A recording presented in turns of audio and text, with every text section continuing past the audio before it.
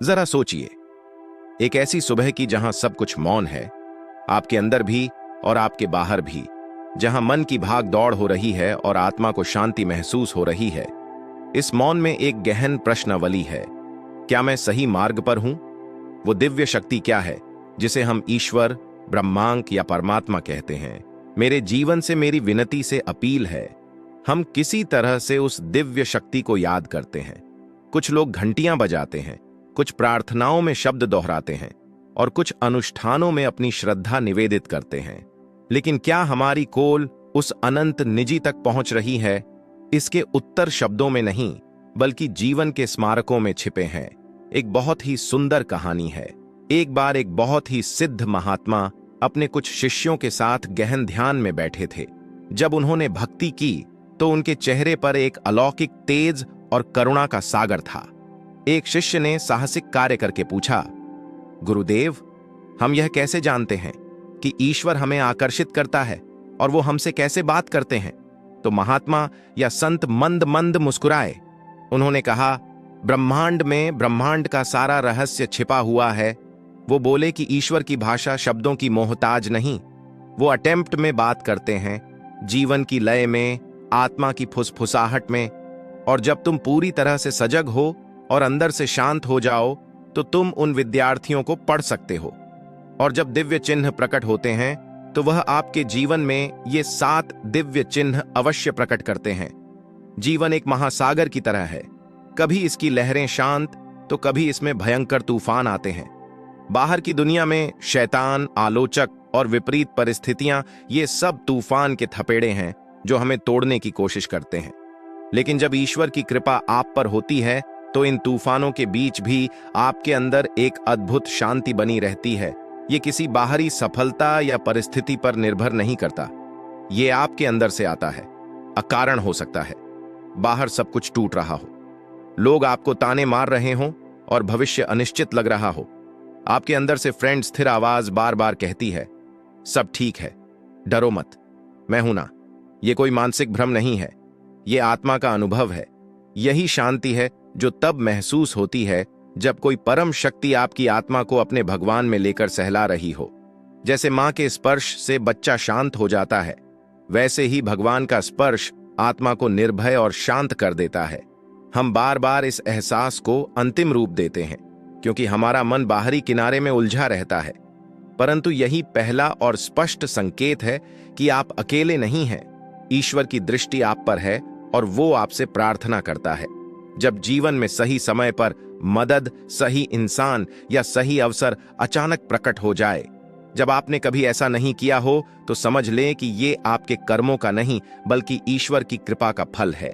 अक्सर इंसान अपनी कल्पना से बहुत छोटा मांगता है।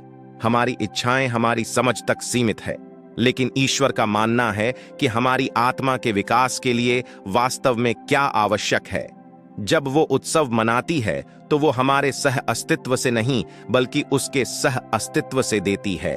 वो बिना किसी किनारे के कोई ढिंढोरा पीटे आपके जीवन में वो चीजें छोड़ देते हैं जो आपके सर्वोच्च कल्याण के लिए होती हैं। कोई भी अनायास व्यक्ति आपकी मदद कर सकता है, कोई बंद दरवाजा अचानक खुल जाता है, या कोई ऐसी किताब आपके हाथ में लग जाती है जिसमें आपके सभी उत्तर छिपे होते हैं।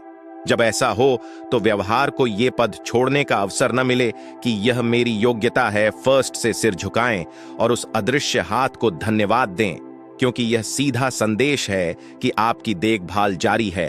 आप उस दिव्य शक्ति के अंडर में हैं जो आपकी हर जरूरत है को बेहतर नजरिया देता है।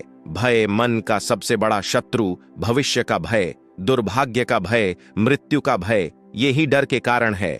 परंतु जब ईश्वर का हाथ तुम्हारे सर पर पड़ता है तो यह भय धीरे धीरे पिघलने लगता है।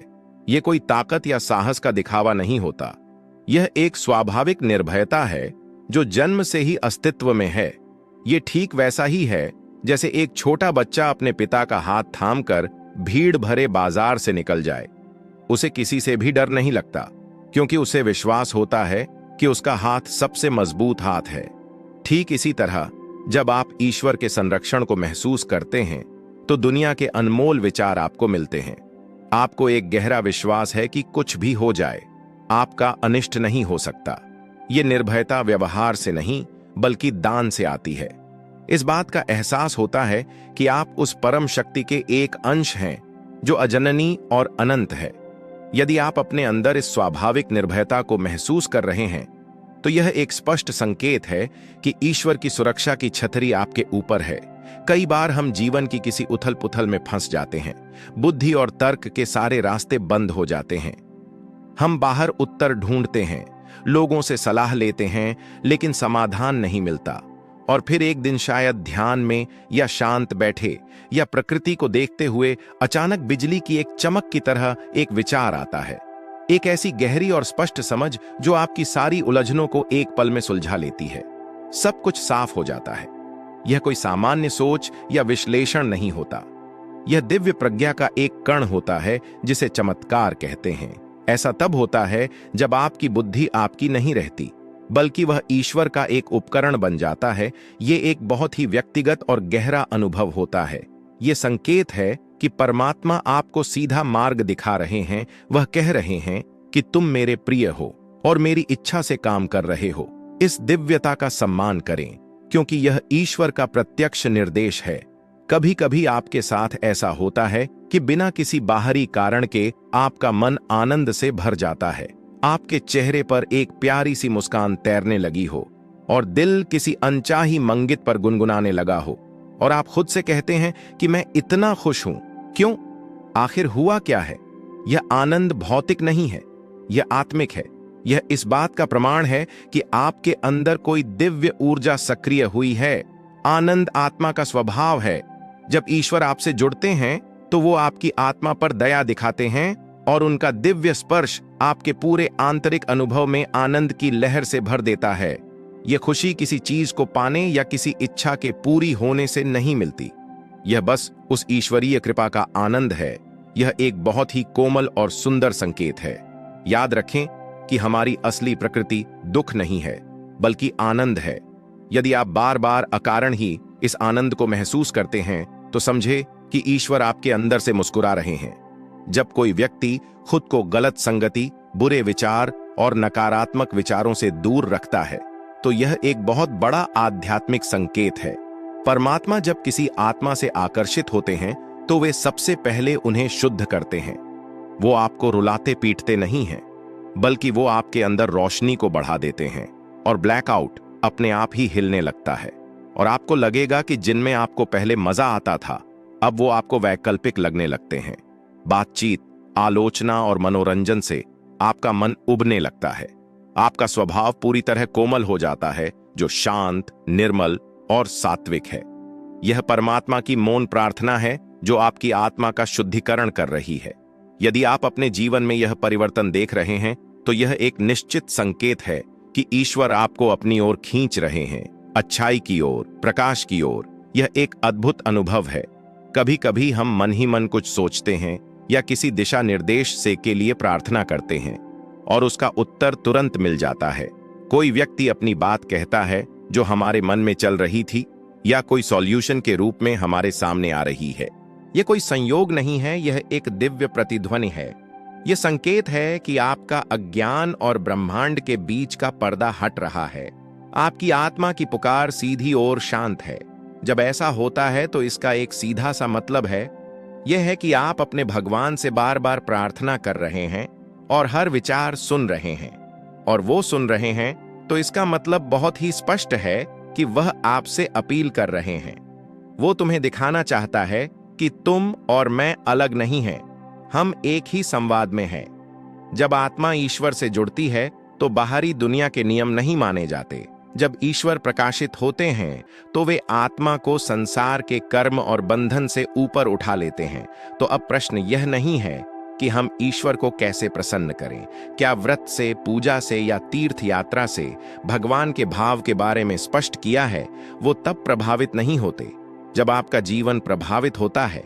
वो जब सबसे आकर्षित होते हैं, जब आप टूटे हुए हालात में भी अपनी विश्वसनीयता नहीं खोते और आप फिर भी सत्य का साथ दें। यही सच्ची भक्ति है।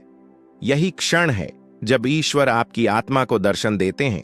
जब आप इसमें खरे उतरते हैं तो वे इन शिष्यों के माध्यम से कहते हैं, मैं आपके साथ हूं, अपने जीवन में इन चीजों को पहचानें, रुकें, सोचें और मुस्कुराएं, क्योंकि आप अकेले नहीं हैं।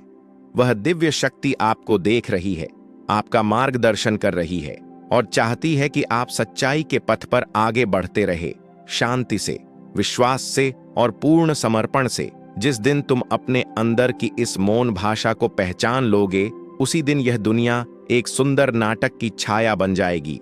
ईश्वर को प्राप्त करने के लिए किसी मंदिर या तीर्थ की आवश्यकता नहीं है। बस अपने मन को ही मंदिर बना लो, वहां भगवान स्वयं आ जाएंगे। ध्यान कोई तकनीक नहीं, यह ईश्वर के साथ एक प्रेम पूर्ण प्रस्ताव है। हर सुबह इस भाव के साथ उठो कि आज मेरा हर काम, मेरी हर मुस्कान और मेरी हर सांस में परमात्मा की अभिव्यक्ति होगी। भगवान से ऐसे बात करो जैसे तुम अपने सबसे प्यारे दोस्त से बात करते हो। रोवो, हंसो और शिकायत करो, लेकिन हर पल जुड़े रहो। जब तुम उन्हें नेक दिल से बुलाते हो तो वो कभी मना नहीं करते। वो तुरंत किसी इंसान के रूप में, किसी विचार के रूप में या एक ऊर्जावान व्यक्ति के रूप में मिलते हैं। तो दोस्तों, क्या आपको भी कभी कोई ऐसा संकेत मिला है? कमेंट में अपना अनुभव जरूर साझा करें और हमारे साथ जुड़ने के लिए चैनल को जरूर सब्सक्राइब कर लें। धन्यवाद।